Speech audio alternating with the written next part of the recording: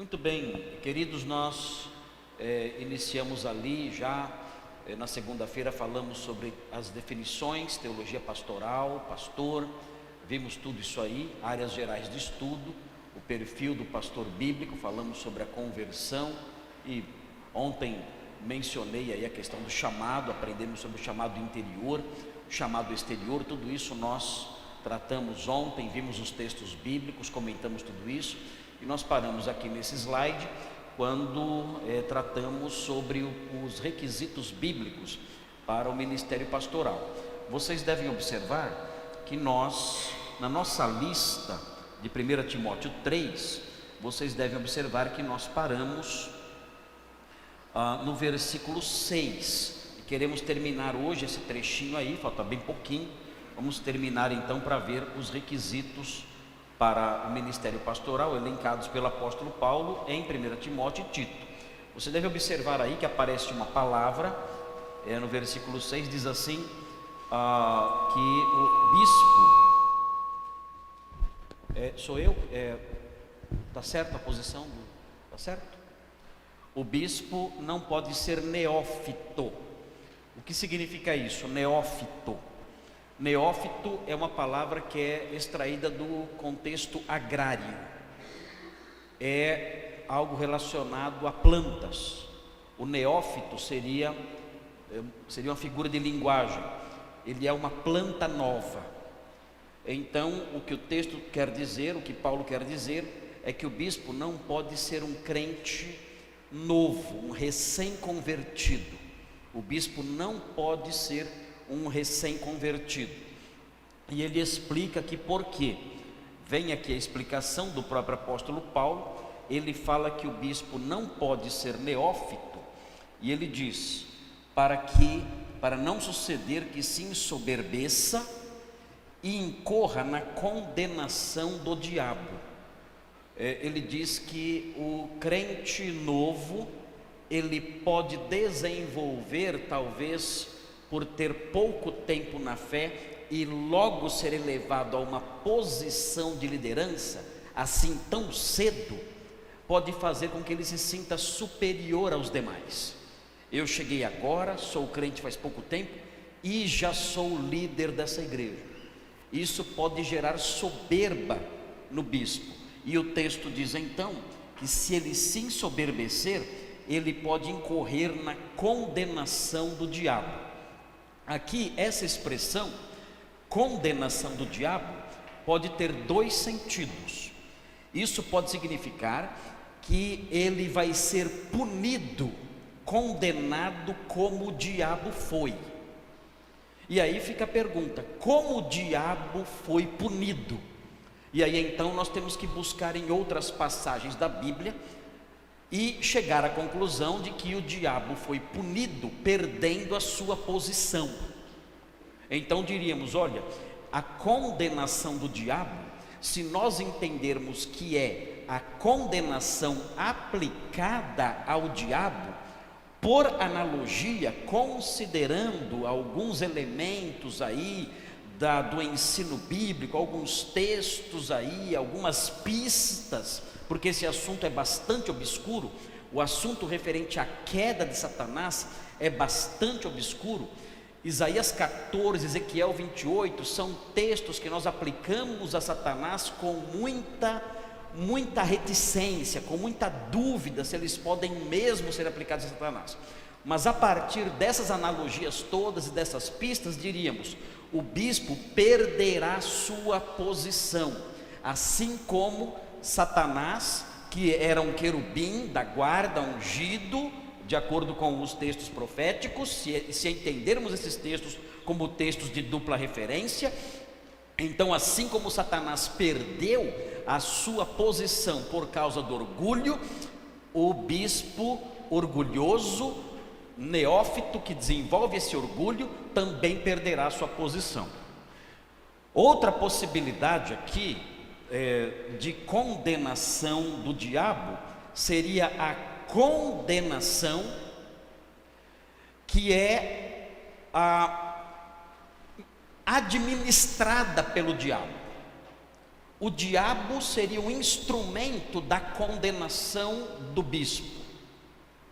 Não é, aí nesse caso, não seria a condenação que o diabo experimentou, mas a condenação que é levada a efeito pela instrumentalidade do diabo. É Deus condenando pela instrumentalidade do diabo. E aí então a pergunta que se levanta é a seguinte: o que seria isso? Esse bispo neófito que desenvolve essa soberba, de que modo ele é condenado nessa condenação que é instrumentalizada pelo próprio diabo? É possível, nós não sabemos com certeza, é possível que essa condenação seja explicada, haja uma pista dela no versículo 7, que está aí diante de vocês. Pode ser o seguinte, veja o que diz aqui.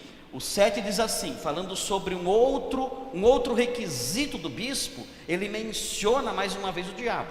Ele diz: pelo contrário, é necessário que ele tenha bom testemunho dos de fora, já falamos sobre isso, a fim de não cair no opróbrio, é outra coisa. E aí vem, e no laço do diabo. Então, a condenação do diabo seria cair no laço do diabo. Agora, isso levanta ainda outra questão: o que é cair no laço ou na armadilha do diabo? Bem, nós podemos ver 1 Timóteo 6,9, 1 Timóteo 6,9, que fala sobre armadilha. Veja 1 Timóteo 6,9, observe aí, essa seria uma construção possível. 1 Timóteo 6,9, prestem atenção nessa construção. 6,9, que diz assim: ora, os que querem ficar ricos caem em tentação e aí vem a palavra traduzida aqui na minha versão, caem em tentação e cilada. É a mesma palavra para laço. Os que querem ficar ricos caem em tentação e caem em cilada.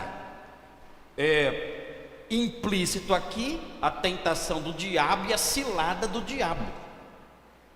E aí prossegue o texto: e em muitas concupiscências insensatas e perniciosas, as quais afogam os homens na ruína e perdição. Então existe uma conexão aqui entre laço e ruína e perdição. Existe uma conexão aqui entre laço e ceder às concupiscências. Então, se esse entendimento for correto, então incorrer na condenação do diabo seria cair no laço do diabo, que envolve dar espaço para concupiscências, paixões carnais. O bispo orgulhoso cairia em paixões carnais, e isso levaria à ruína e à destruição da sua vida. Agora, além disso, nós temos mais informações sobre o laço do diabo no capítulo 2 de 2 Timóteo. Então prestem atenção nisso também. Vejam 2 Timóteo, no capítulo 2, versículo 26. Vocês estão me acompanhando? Está confuso isso? Não? Vejam 2,26. 2,26. Fala assim, 2,26.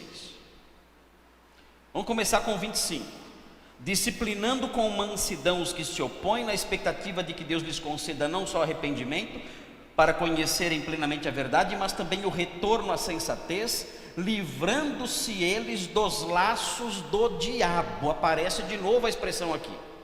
E aí vejam o que os laços do diabo promovem: tendo sido feitos cativos por ele, para cumprirem a sua vontade. Aqui, os laços do diabo fazem com que a pessoa enlaçada faça a vontade do diabo. Então, o que nós temos a partir dessas construções? Se nós entendermos a condenação do diabo como sendo a condenação que é levada a efeito pela instrumentalidade do diabo, então é possível que Paulo esteja dizendo o seguinte: não invista ninguém no ministério sendo novo convertido, porque o novo convertido poderá desenvolver orgulho, e o pastor orgulhoso corre um sério risco. Qual é o sério risco do pastor orgulhoso? Ele pode cair no laço do diabo, na condenação do diabo, que é o laço do diabo. E o laço do diabo faz o quê? Faz com que ele dê espaço para concupiscências e sua vida seja arruinada. E mais do que isso, faz com que ele realize a vontade de Satanás. Imagine, e isso mostra, é uma imensa tragédia isso, mas isso mostra o perigo que corre o pastor orgulhoso. Aqui no caso ele aplica o orgulho ao neófito, dizendo: olha, o neófito ele corre um risco maior, ele pode se tornar orgulhoso, mas o fato é o seguinte: se o pastor se tornar soberbo, ele pode incorrer na condenação do diabo, que talvez no pensamento de Paulo, quando nós olhamos o versículo 7 e na sequência 2 Timóteo 2,26, isso envolveria destruição da vida dele, total, e ele começar a fazer a vontade do diabo. Então o que temos aqui é um alerta muito sério contra a soberba de um modo geral. É claro que Paulo orienta acerca do perigo em pastores neófitos, dizendo: olha, não faça, não permita que eles existam, pastores neófitos, porque pode ser orgulhoso, pode ficar orgulhoso e todo esse problema acontecer, o que mostra o perigo do orgulho para qualquer pastor. Agora, uma pergunta que é levantada é a seguinte: durante quanto tempo alguém é neófito? Essa é a grande pergunta. Um moço que é convertido há 5 anos é neófito? Essa é a pergunta. Nós temos que saber o que é um neófito, e o apóstolo Paulo não explica o que é um neófito aqui.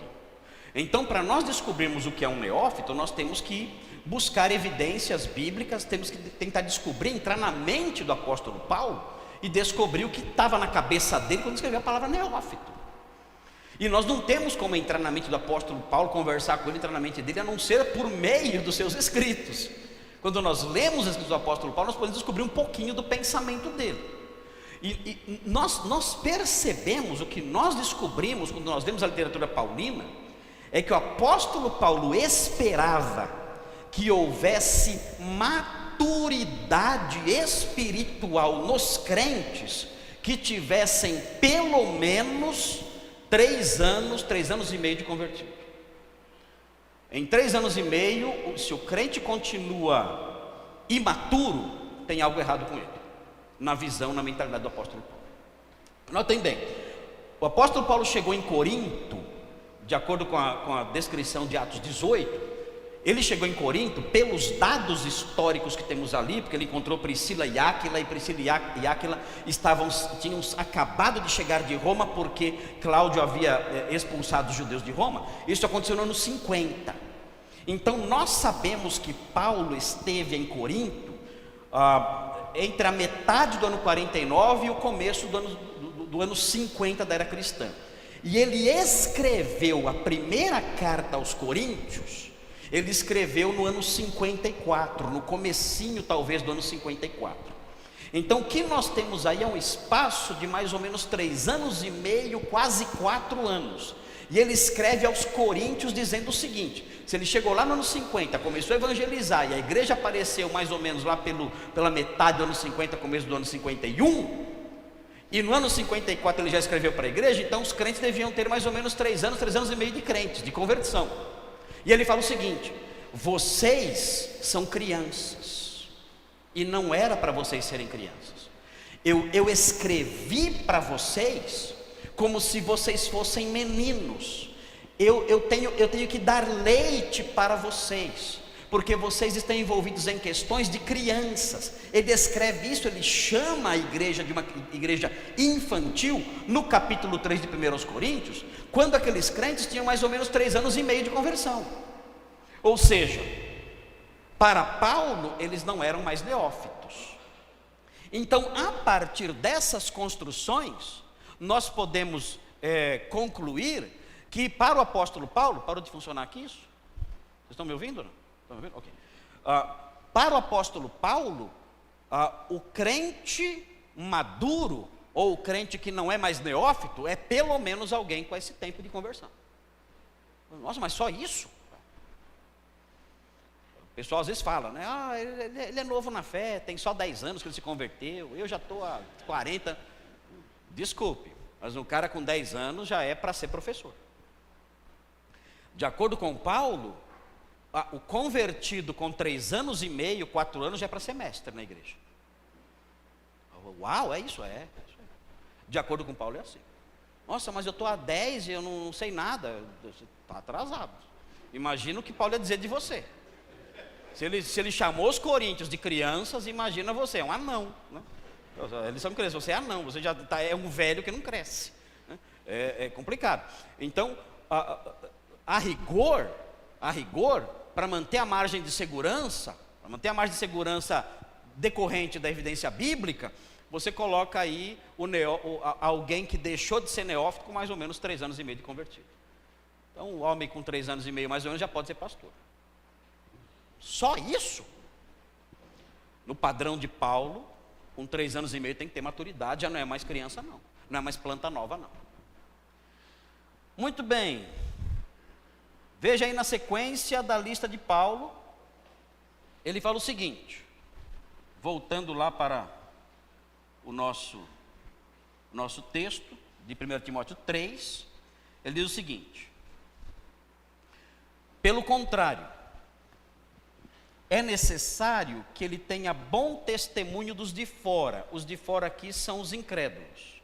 Os incrédulos, usando o senso comum, eles têm que perceber que o pastor é um homem íntegro.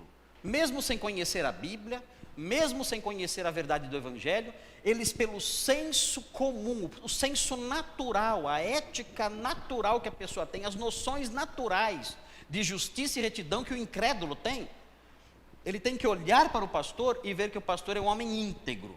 Ele tem que ter bom testemunho dos de fora. E o texto fala, a fim de não cair no opróbrio. Essa palavra opróbrio significa desgraça. Mas note bem, não é desgraça financeira, não é desgraça na saúde, não é esse tipo de desgraça. A desgraça de que fala aqui é a desgraça da vergonha. É a fim de que ele não caia em vexame, em vergonha, a fim de que as pessoas não olhem para ele e zombem e ridicularizem, apontando quão vergonhosa é a sua conduta. Então isso não pode acontecer. O pastor não pode ter um testemunho tão ruim ao ponto das pessoas olharem para ele e apontarem para o modo vergonhoso, fazer com que ele passe vergonha por causa daquilo que ele tem feito. E aí o texto prossegue dizendo, a fim de não cair no opróbrio e no laço do diabo. Mais uma vez o outro perigo aqui, o pastor não é somente o pastor orgulhoso que pode cair no laço do diabo, é também o pastor que não tem bom testemunho dos de fora. Ele também pode cair na ruína e na destruição, ele também pode cair no perigo de começar a fazer a vontade do diabo, esse pastor que dá um péssimo testemunho lá fora.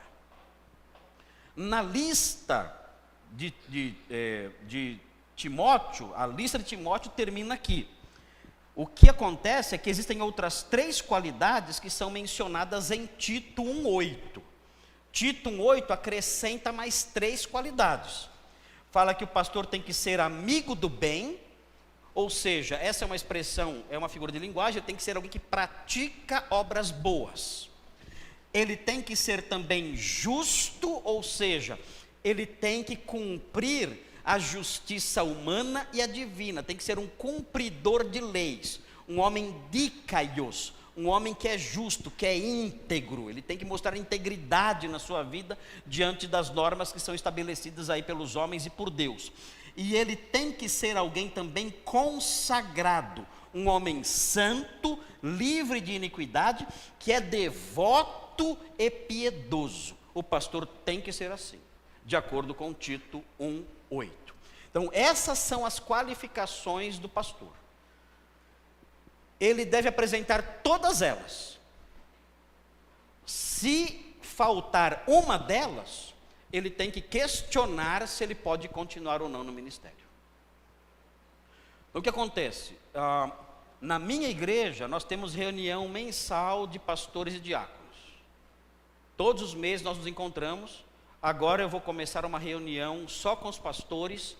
Teremos então 2 reuniões com os pastores mensais e uma com os diáconos. Em todas as reuniões, todas, eu leio 1 Timóteo 3. Todas eu leio. Para lembrá-los, a eles e aos diáconos, porque 1 Timóteo 3, a partir do versículo 8, começa a falar sobre diáconos também, para lembrar a eles e aos diáconos qual é o perfil que eles devem desenvolver. E saberem que se perderem esse perfil, não poderão continuar no ministério pastoral e nem diaconal. Então é um padrão alto? É um padrão alto. Pode acontecer do pastor perder as qualificações? Pode acontecer. Se isso ocorrer, ele tem que pedir o afastamento do seu cargo, até que ele recupere as qualificações e possa então continuar no ministério. Muito bem. Agora, eu estava conversando com um jovem aqui, antes de começar a nossa aula, e ele disse uma coisa que é verdade. Isso aqui, essa lista, na verdade, o que ela apresenta é o perfil de um crente normal. Tem algo excepcional aqui? Não. O que é apresentado aqui é o que todo crente deve ser. Não há nada a não ser a expressão apto para ensinar, que é um requisito mais técnico, por assim dizer. Os demais requisitos é o que se espera de qualquer crente. Ou seja, o pastor tem que ser, no mínimo, um crente de verdade, um crente realmente zeloso da sua vida cristã. É isso. É o mínimo que se espera dele. É o mínimo. Porque se você diz, não, esse requisito aqui não é necessário, é mais um ideal. Ok, o que acontece então com os outros? Ele pode então ser violento? Ele pode ter mais de uma mulher? Ele pode ser um péssimo líder na sua casa? Se nós abrirmos mão de um elemento da lista dizendo, não, isso aqui não é tão necessário, tudo vai para o brejo. Teremos que abrir mão de todos. Então não, são requisitos fundamentais para o pastor, não podemos abrir mão de nenhum deles e, na realidade, não se pede nada aqui que não seja, que ele seja um crente decente, um crente de verdade, um crente sério, dedicado e consagrado. Muito bem, essa é a lista que nós temos aí, são as listas que temos em 1 Timóteo 3 e Tito capítulo 1. Veja aí agora um resuminho, tem esse versículo aí, que é muito importante, que diz, procura apresentar-te a Deus aprovado, como obreiro que não tem de que se envergonhar e que maneja bem a palavra da verdade. Esse aí é um resumo de tudo. O pastor que mostra esse perfil que nós falamos aqui, é o pastor que é aprovado, não tem de que se envergonhar, e é alguém que maneja bem a palavra da verdade. Vamos ler todos juntos esse texto de 2 Timóteo 2,15. Eu vou ler a referência e nós leremos todos juntos o texto. 2 Timóteo 2,15. Todos. Procura apresentar-te a Deus aprovado, como obreiro que não tem de que se envergonhar, que maneja bem a palavra da verdade. Todo pastor tem que se encaixar nisso aqui. Se ele não se encaixar nisso aqui, ele tem que abandonar o seu ministério. Tem que se corrigir ou então abandonar o seu ministério. Muito bem, continuando na questão dos requisitos, veja aí o que vem agora. Elemento 4 dos requisitos. O quarto elemento aí ligado aos requisitos. Pastor tem que ser do sexo masculino. Não existem pastoras, não existem. Foi terrível, recentemente eu fui fazer uma palestra aí numa faculdade de teologia, aí no interior de São Paulo. Eu não conhecia a faculdade, eu fui lá e no final tinha perguntas e respostas. E perguntaram para mim: pastor, que conselho você dá para as pastoras que estão aqui?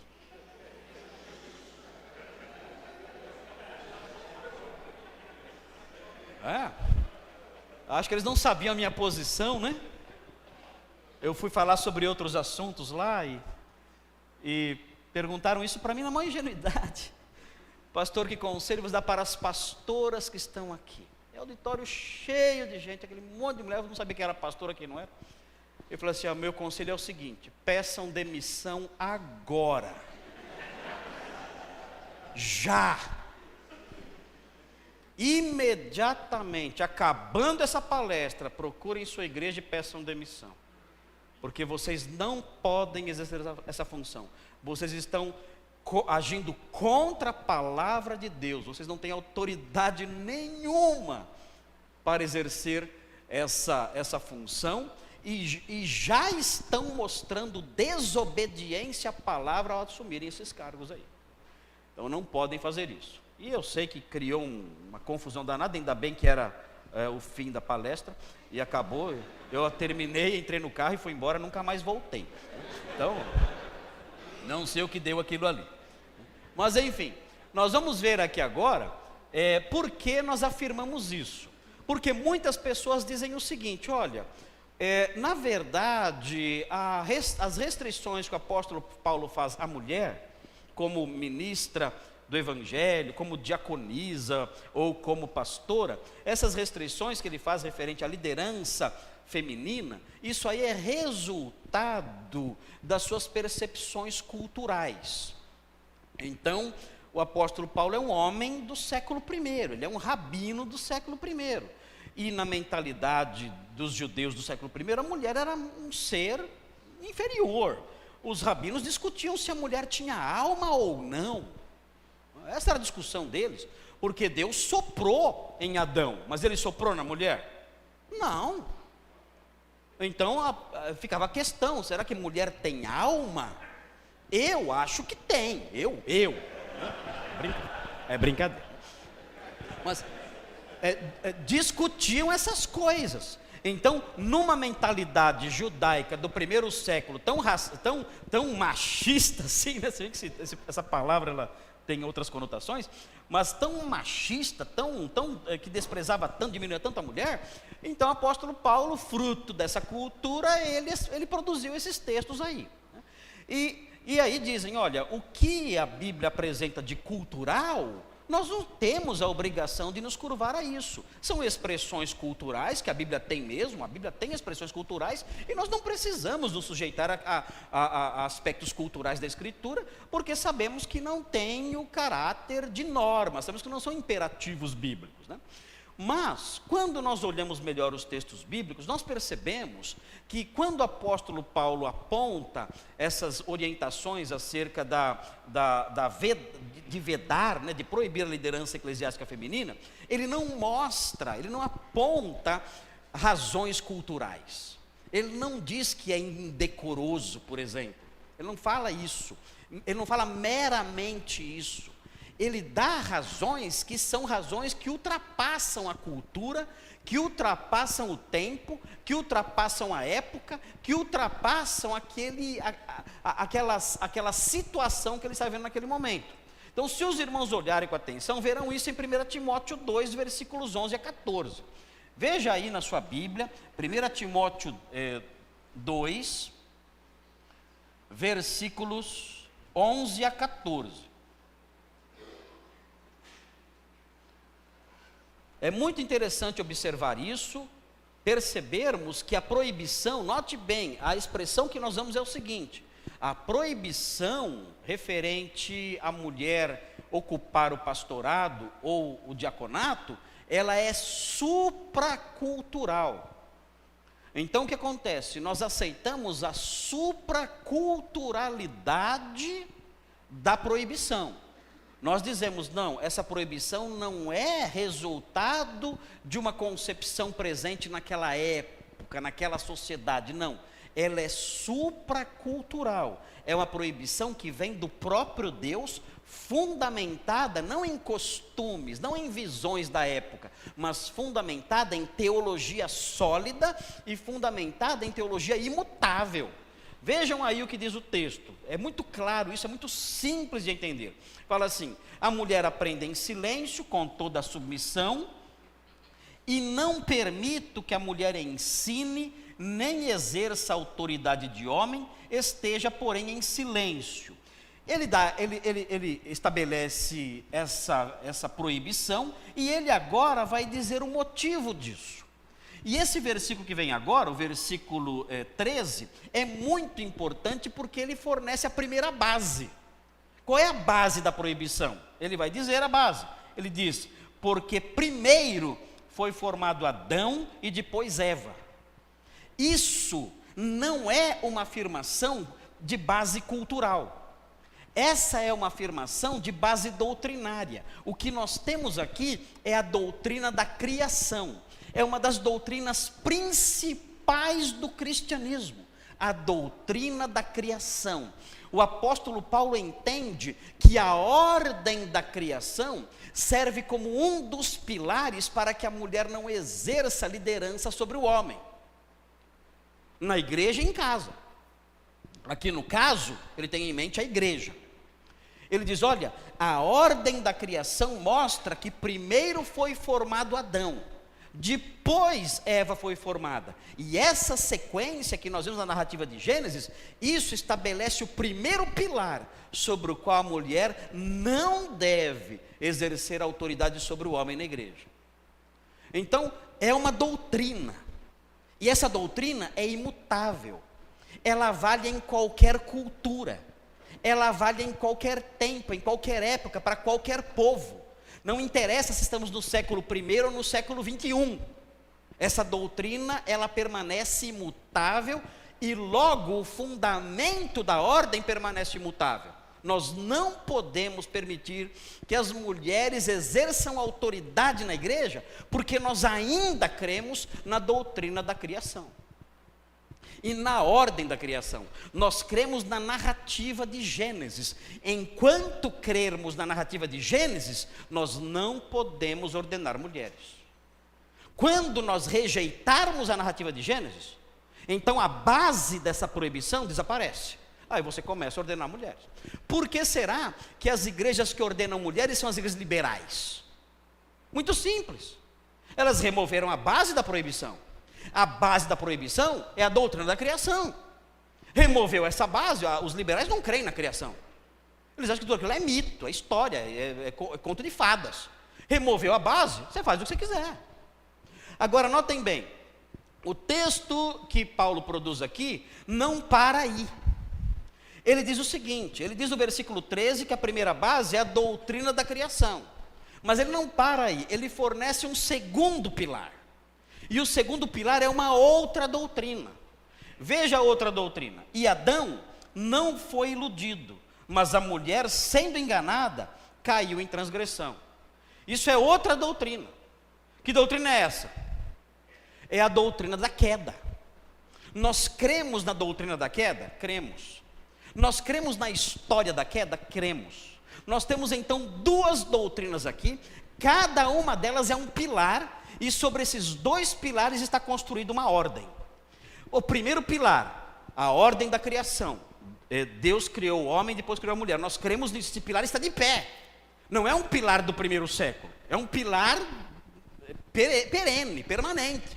Ele está de pé ainda, não foi removido. E o segundo pilar, nós cremos na doutrina da queda. Nós cremos que a mulher foi enganada, Adão não foi iludido, a mulher foi iludida. E isso, de algum modo, faz com que o apóstolo Paulo diga: olha, por causa disso, porque a mulher foi iludida e aí caiu em transgressão, por causa disso, ela também não pode exercer autoridade sobre o homem. Essa doutrina permanece imutável. Nós cremos na queda de Adão. Nós cremos na história da queda. E enquanto crermos na história da queda, nós não podemos ordenar pastoras. Porque essa doutrina também é um fundamento, também é uma coluna sobre a qual a proibição é construída. Quando nós removermos esses dois pilares dos nossos credos, quando nós removermos esses dois pilares das nossas confissões de fé, dizendo não cremos na criação, na ordem da criação, não cremos em Gênesis, nós não cremos nos primeiros capítulos de Gênesis, como dizem os liberais, nós não cremos em Gênesis 1 a 11, nós não cremos nesses 11 capítulos, nós rejeitamos esses 11 capítulos, a queda do homem, esse negócio de cobra falante, tudo isso aí é história de conto de fada, não cremos em nada disso, rejeitamos isso aí. Ok, quando fizermos isso, então a porta estará aberta para a ordenação feminina. Você não pode ter as duas coisas. Enquanto você acreditar que a queda é real, que a criação é real, a mulher não pode ser ordenada ao ministério pastoral, ela não pode exercer autoridade. Você pode dizer, mas não tem nada a ver essas doutrinas com isso. Qual é a relação entre uma coisa e outra? Deus criou o primeiro Adão, e então por causa disso a mulher não pode liderar. A mulher foi iludida e por causa disso não pode liderar. Por que Paulo faz essa relação? Ele não deixa claro. Ele só diz, olha, ela não pode por causa dessas duas doutrinas.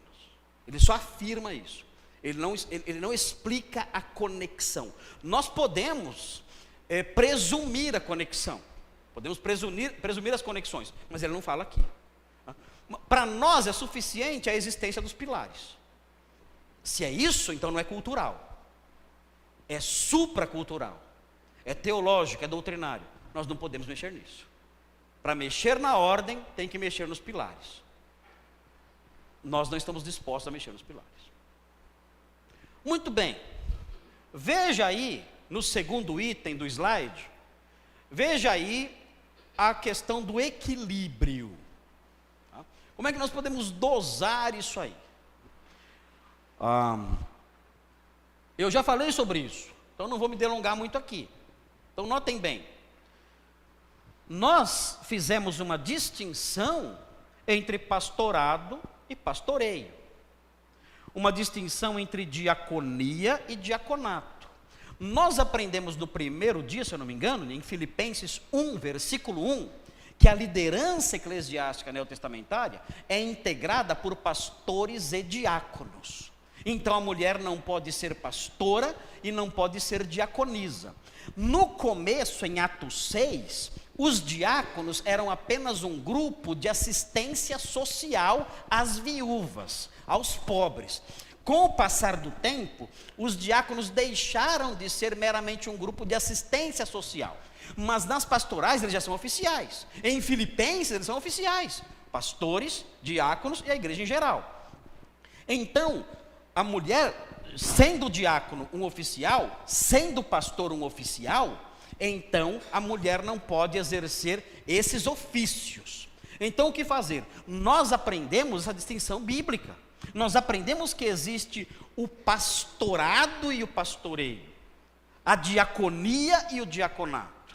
Então uma irmã sincera que fala, mas eu quero cuidar da igreja de Deus, eu quero cuidar do rebanho santo, eu tenho esse desejo, meu coração pulsa por isso, meu coração arde querendo fazer isso, eu amo o povo de Deus, e eu quero ser útil no ministério cristão. Ok, você pode, como nós já dissemos, você pode exercer o pastoreio.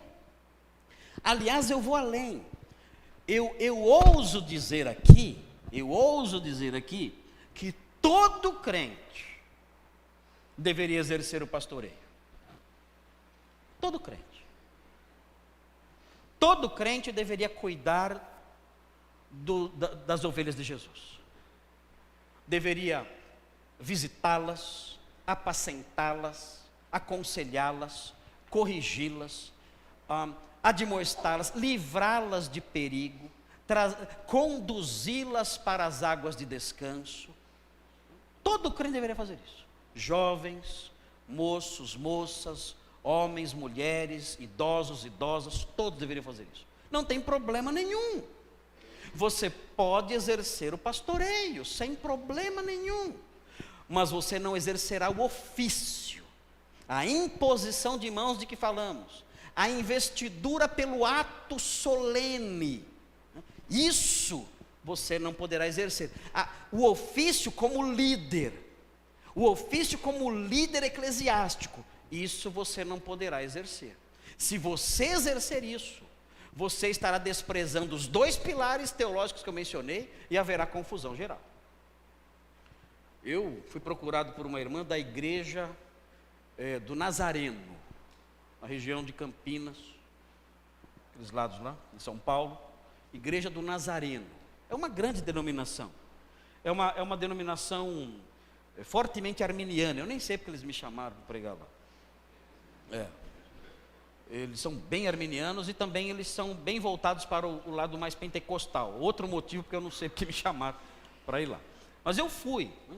E estive lá com eles, lá, foi um tempo gostoso de ensino, tudo mais, de questionamentos, né? A gente fica meio com medo, assim, de estar num lugar, só pastores, né, e esposas, a gente fica um pouco com medo.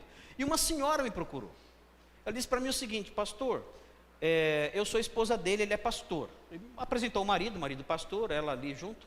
Eu falei: muito prazer, e o que a senhora quer falar comigo? Ela falou: senhora, não sei o que eu faço, porque ele é pastor da igreja, ele era pastor da igreja, mas na igreja teve eleição, e eu concorri e eu ganhei. Então ele não é mais pastor, agora eu sou a pastora. Ele ali do lado, ali olhando. Eu agora sou a pastora e ele não. E o que está acontecendo? Na igreja eu sou chefe dele, e em casa ele é meu chefe. Eu falei: pastor, eu estou perdida, eu não sei o que eu faço. A minha vida virou de pernas para o ar, porque é impossível fazer essa divisão. Eu não consigo administrar isso. Como eu posso na igreja, que é a nossa vida? A igreja é a nossa vida.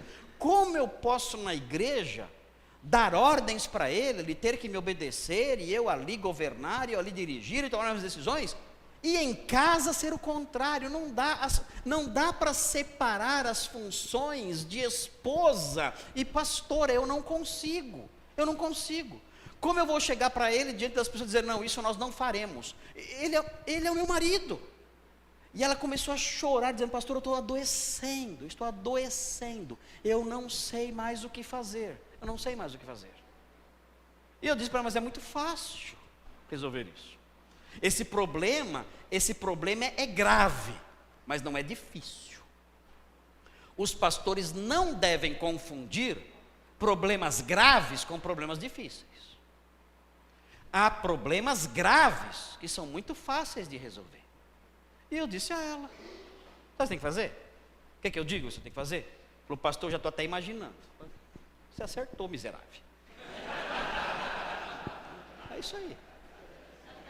Procure a sua igreja e fala: eu não vou exercer essa função, por 2 motivos. Em primeiro lugar, porque a senhora está indo contra o texto bíblico. A senhora não pode fazer isso, é pecado. Segundo lugar, a senhora está acabando com a sua família e com a sua saúde. Por 2 motivos. O primeiro já é suficiente, o segundo só reforça o primeiro. Faça isso agora. Saiu aqui do acampamento, vá lá para a sua igreja e diga: olha, eu quero pedir demissão, não aguento mais isso aqui. E saia disso, abandone isso aí. E a igreja procura outra pessoa. Então é terrível isso aí. Eu tenho notado, olha, irmãos, o erro nunca fica do mesmo tamanho. Nunca. Eu tenho um amigo, o Dr. Leandro Boer. Ele é médico, mas ele é um estudioso da escritura. Ele é um líder lá da nossa igreja. Atualmente ele mora na Califórnia. Ele disse o seguinte uma vez, eu gostei disso. Ele falou assim: olha, não existe pecado bonsai. bonsai, né, que fala? Bonsai. Não existe pecado bonsai. Sabe o que é bonsai? É aquela arvorezinha japonesa que não cresce. Fala, não existe pecado bonsai. Todo pecado cresce. Todo pecado cresce. O erro doutrinário, ele nunca vai ficar pequenininho. Nunca. O erro doutrinário, ele vai crescer e ele vai atingir dimensões que você nem imagina. Mas ele vai. Ele vai. Eu tenho notado, e isso tem acontecido muito. Eu conheço pessoas que foram vítimas disso. O que tem acontecido é o seguinte, muito comum.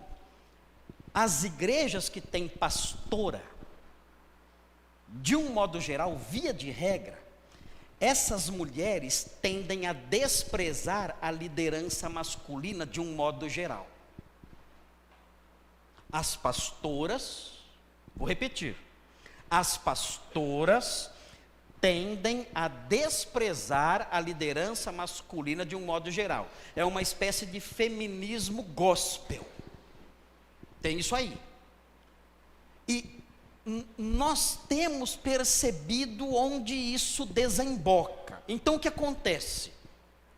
Essa senhora que é pastora, ela se aproxima, eu conheci já pelo menos 3 casos idênticos, ligados a isso, semelhantes ao que eu vou contar agora.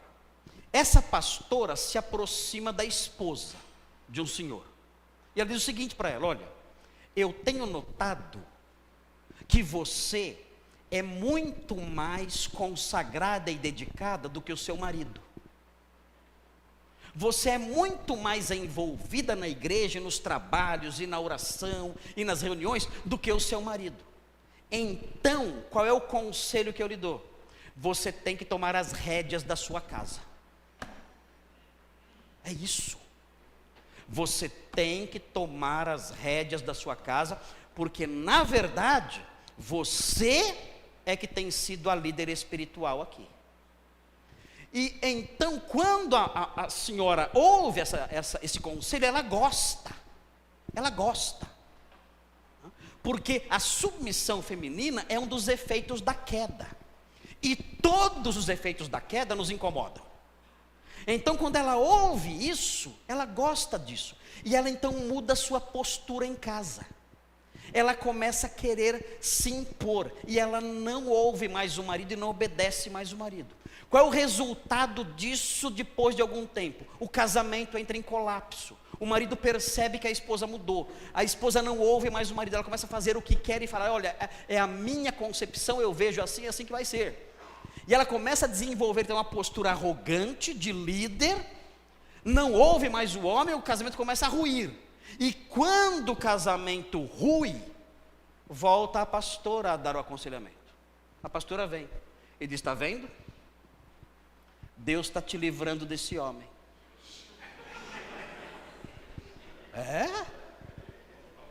Ela não diz que ela é responsável por aquela devastação. Ela não diz isso. Olha, eu acabei com o seu casamento. Não. Ela diz: viu como estava certa?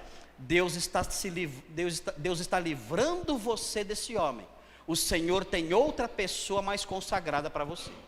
A glória da segunda casa será maior que a primeira. Irmãos, eu não vou, é lógico, não vou dizer aqui que toda pastora faz isso, mas tem se multiplicado esses casos. Vários casos de pessoas que chegam para mim e falam: pastor, a pastora lá da igreja me aconselhou a minha esposa assim. Porque, evidentemente, a pastora não aceita, ela resiste a qualquer forma, a qualquer expressão de liderança masculina. O que fazer? Nós não precisamos chegar nesse ponto. As senhoras não precisam ser pastoras, diaconisas, nada disso. As senhoras podem exercer o pastorado. e podem exercer a diaconia. E devem fazer isso. Devem fazer isso. Falei o quê? Pastorado? Falei, não, está amarrado. Por favor. Devem exercer o pastoreio e devem exercer a diaconia. Depois você apaga aí Devem fazer isso. Mas lembrando, nunca o pastorado e nunca o diaconato. E isso fará com que a igreja se ajuste ao que Deus quer. É interessante, o apóstolo Paulo fala assim em 1 Timóteo: escrevo-te, porém, essas coisas, esperando ir ver-te em breve, para que saibas como proceder na igreja de Deus, que é a casa do Deus vivo, coluna e baluarte da verdade. Fala, é assim que tem que ser na igreja, e nós temos que obedecer a isso. As senhoras que querem exercer essas funções, desistam disso e realizem o seu trabalho dentro dos modos que nós temos tratado aqui. Bom, vejam aí a sequência. Que horas são? Tem tempo ainda? Tem mais 5 minutos? Mais um pouquinho? Ok. Veja aqui, tem um probleminha, né? Tem um monte de gente pensando, mas e Romanos 16:1? Lembram? O que diz Romanos 16:1? Lembram? Fala sobre uma senhora chamada Febe, né? Febe, mas a Febe não sabia disso, ela não fez a escola Charles Spurgeon, ela não estudou na Charles Spurgeon. Ok, vamos ver lá o que diz. Olha o que diz aqui, ó. Recomendo-vos a nossa irmã Febe, aqui a minha tradução fala que está servindo a igreja de Sencreia, para que a recebais, né? Aqui que está servindo, né? Na realidade é a palavra diáconos, né? Que é uma diaconisa. Eles falam, uau, então aqui é um ofício. O que nós temos aqui então é um ofício. Ela tinha um ofício. Sencreia ficava 8 quilômetros de Corinto, então ela frequentava lá a igreja de Corinto, certamente, e ela um dos focos, né? Um dos núcleos da igreja de Corinto, lá em Sencreia, ela ali tinha ali as suas funções ali. Então é importante observar isso que eu coloquei aí. Está meio pequenininho, não sei se dá para ver. Daqui está pequenininho para mim, acho que dá para ver daí, né? Olha, eu coloquei o seguinte aqui. Nós devemos considerar em Romanos o uso não técnico dessa palavra. O que é o uso não técnico? Quando eu falo assim, olha, diácono no uso técnico é o quê? É o ofício. É o ofício do homem que é líder eclesiástico. Esse é o uso técnico da palavra. O diácono, o oficial, investido na função, que é um líder eclesiástico ao lado do pastor. Esse é o uso técnico da palavra. Aparece a palavra diácono em Romanos no seu sentido técnico? Resposta, não, nenhuma vez. Sempre que a palavra diácono, ou a palavra, o substantivo diaconia, serviço, ou o verbo diaconel, servir, sempre que esses verbos aparecem, essas palavras aparecem, sempre é no sentido não técnico. Ou seja, não é no sentido do líder eclesiástico, é em outro sentido. Vamos ver aí, veja rapidinho, só para exemplificar aqui, tem várias passagens aí, mas veja aí rapidinho aí, no capítulo 11, versículo 13, 11, 13. Olha o que ele fala aí. Dirijo-me a vós outros que sois gentios, visto pois que eu sou apóstolo dos gentios, glorifico a minha diaconia. Olha aí. O apóstolo Paulo está usando a expressão diaconia, serviço, no sentido não técnico, não como diácono líder da igreja, mas como serviço em geral. Veja o capítulo 12, no versículo 7, 12, 7. É importante isso, porque Você fala, mas o que tem a ver isso, pastor? Irmãos, isso é um exercício de hermenêutica. Isso nos ajuda a entender o que Paulo pensava sobre esses termos quando ele escreveu a carta. Não é só um levantamento estatístico, não é só isso. Esse exercício que estamos fazendo nos ajuda a descobrir o que ele pensava quando escrevia essa palavra. Então é importante isso para nós, porque o que ele pensava quando escrevia essa palavra vai definir o que Febe era.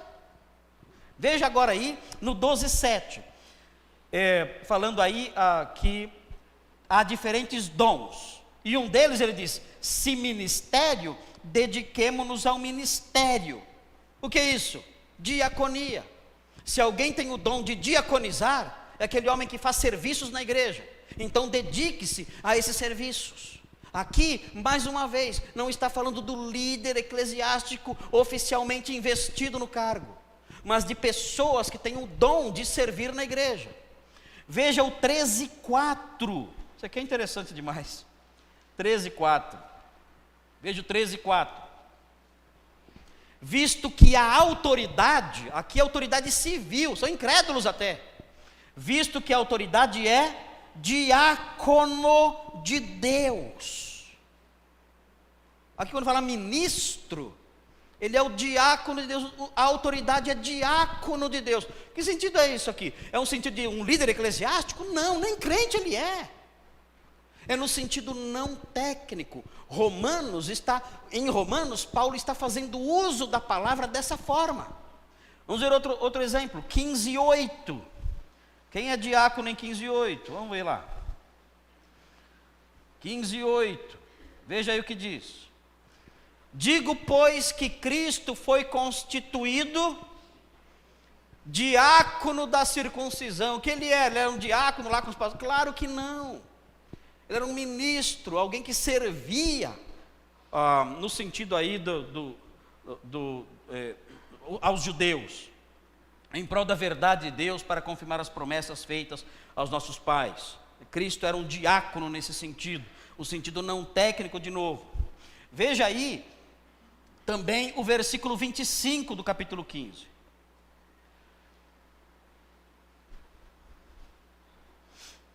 Diz assim: mas agora estou de partida para Jerusalém, a serviço dos santos. Palavra serviço, diaconia. Ele ia lá para levar esmolas. Isso era diaconia, o sentido não técnico. Veja o versículo 31. Diz assim: para que eu me veja livre dos rebeldes que vêm na Judéia, e que este meu serviço, que esta minha diaconia em Jerusalém seja bem aceita pelos santos. Sempre em Romanos, o sentido é um sentido não técnico. Então o que acontecia com Febe? Febe, ela trabalhava na igreja, ela servia na igreja, ela diaconizava na igreja, mas ela não era uma oficial, uma líder eclesiástica, de acordo com o uso da palavra em Romanos. Veja aí o outro item que aparece. A pergunta que se levanta é: então a mulher tem que ficar de boca fechada e não falar nada na igreja? Porque o apóstolo Paulo chega a dizer isso, né? Permaneçam as mulheres caladas. Se quiserem perguntar alguma coisa na igreja, perguntem os maridos em casa. Tem um problema com isso na minha igreja. Por quê? Porque eu leciono na minha igreja várias vezes na semana. 3 vezes ao longo da semana. A semana inteira, incluindo o fim de semana. Na quarta-feira eu leciono Hebreus, e é aberto.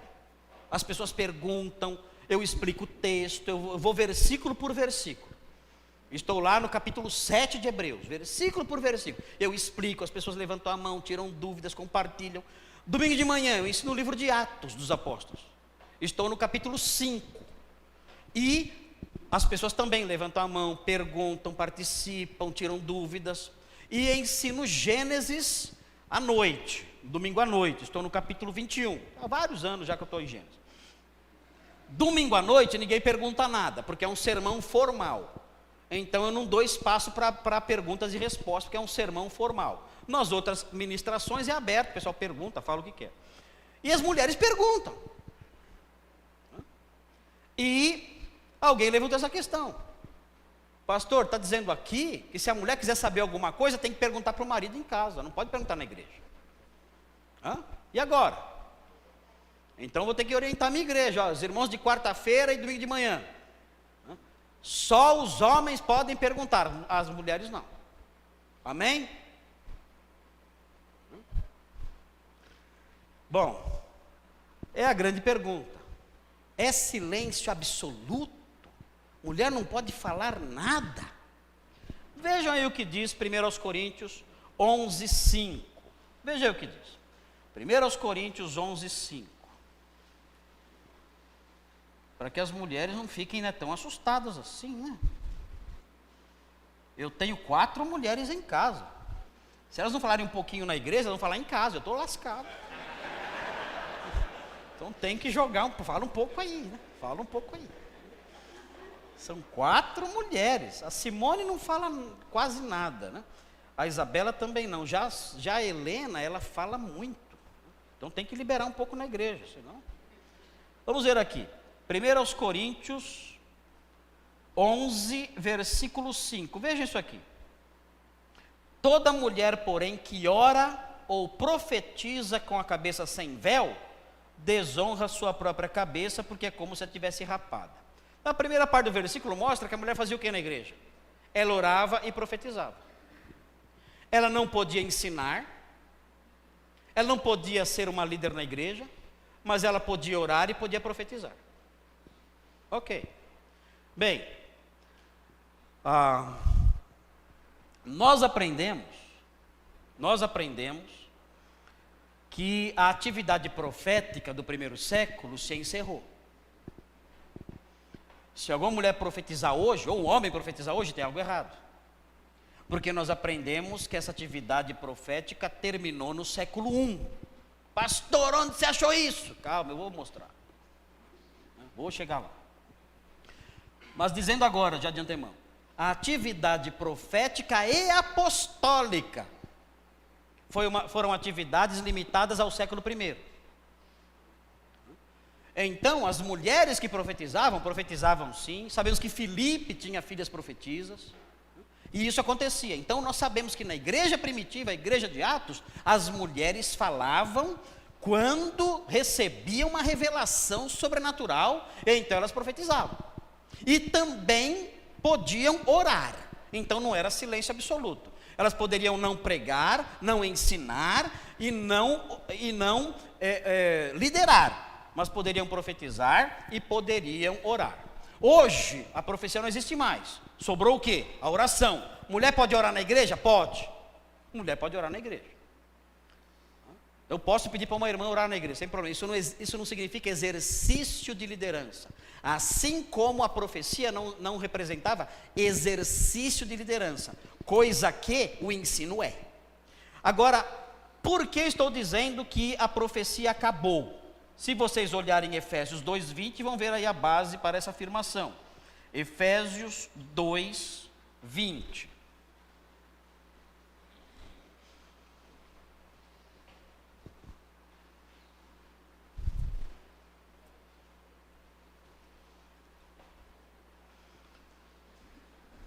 Nós vamos falar muito sobre isso não, porque não é o nosso tema aqui de teologia pastoral. Quero mostrar a sua base disso aí. O texto aqui diz o seguinte: que a igreja é edificada sobre o fundamento dos apóstolos e profetas, sendo ele mesmo, Cristo Jesus, a pedra angular. Qual é o sentido desse texto? Esse texto está dizendo que quem lançou as bases doutrinárias, éticas e funcionais sobre as quais a igreja é edificada foram os apóstolos e profetas. E essas bases doutrinárias, éticas e funcionais, os apóstolos e profetas trouxeram quando? No século I. Quando a igreja estava lançando as suas bases. E agora nós construímos sobre essas bases que os apóstolos e profetas lançaram.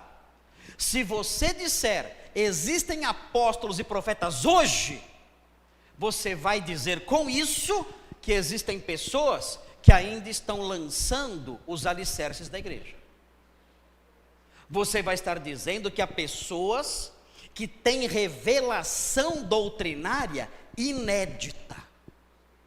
E essa revelação doutrinária inédita deve ser colocada na base da igreja, e a igreja tem que ser edificada sobre ela. Se você disser, eu creio que existem apóstolos e profetas hoje, esqueça a ideia de que profeta é alguém que adivinha as coisas.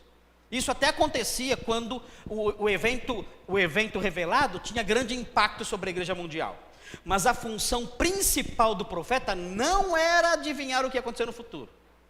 A função principal do profeta era lançar as bases doutrinárias sobre as quais a igreja seria edificada. Se você disser, eu creio em profetas hoje, você está dizendo, os alicerces não estão acabados, e ainda é necessário colocar mais pedras no alicerce, pedras doutrinárias, teológicas, para que a igreja seja edificada sobre ela. Como é que nós sabemos que os apóstolos e profetas lançaram o fundamento doutrinário, por exemplo, da igreja? O texto fala, edificado sobre o fundamento dos apóstolos e profetas, o texto diz. Vejam no capítulo 3 um exemplo disso, muito importante isso. Se aparecer alguém na sua igreja e falar, eu sou profeta, fala, então estamos em maus lençóis, porque você tem autoridade para escrever Bíblia. Você tem autoridade para trazer revelação doutrinária nova, e a igreja terá que ser edificada sobre essas revelações suas. É muito sério isso. Não é questão de alguém, tem alguém aqui com dor no dente, tem alguém aqui com problema em casa, não é isso. O profeta não fazia isso, era algo muito mais sério. Veja aí o que diz o texto de Efésios 3, diz assim, por esta causa eu, sou prisioneiro de Cristo Jesus por amor de vós, gentios, se é que tendes ouvido a respeito da dispensação da graça de Deus a mim confiada para vós outros, pois segundo uma revelação, me foi dado conhecer o mistério conforme escrevi há pouco resumidamente. Mistério é doutrina, mistério não é enigma, mistério na literatura paulina é doutrina que estava escondida, e agora não está mais, isso é mistério. Pelo que quando ledes, podeis compreender o meu discernimento do mistério de Cristo, o qual em outras gerações não foi dado a conhecer aos filhos dos homens, como agora foi revelado a quem? Aos seus santos apóstolos e profetas, por meio do Espírito, a saber, aí vem o mistério, que os gentios são co-herdeiros, membros do mesmo corpo e coparticipantes da promessa de Cristo Jesus por meio do Evangelho. Como essa doutrina de que os gentios são coparticipantes com os judeus, como essa doutrina veio à luz e serviu como base para a construção da igreja, que os gentios são herdeiros com os judeus, como isso veio à luz? Por meio dos apóstolos e profetas. Por isso a igreja é edificada sobre o fundamento que eles lançaram. Se esse fundamento ainda não está pronto, então nós precisamos de apóstolos e profetas hoje. Se esse fundamento já está pronto, então não há necessidade alguma de apóstolos e profetas hoje. Nós cremos que esse fundamento está terminado. E acabou. Foi lançado pelos apóstolos e profetas do primeiro século. E a igreja agora é construída sobre isso. Então as mulheres que profetizavam naqueles dias, as profecias que existiam naqueles dias, não existem mais. Nem homens, nem mulheres. Então, o que a mulher pode dizer na igreja agora? A mulher agora na igreja, ela pode orar. Isso ela pode fazer. Não vai fazer mais nada? Bem, vamos continuar aqui. Veja o que diz aí. Ela não é silêncio absoluto. Ela não vai profetizar, porque profecia não existe mais.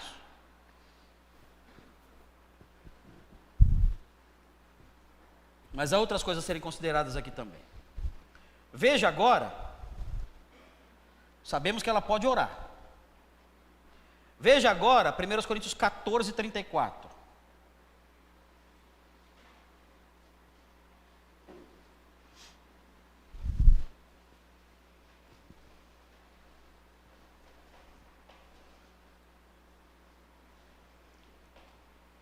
Veja o que diz aí.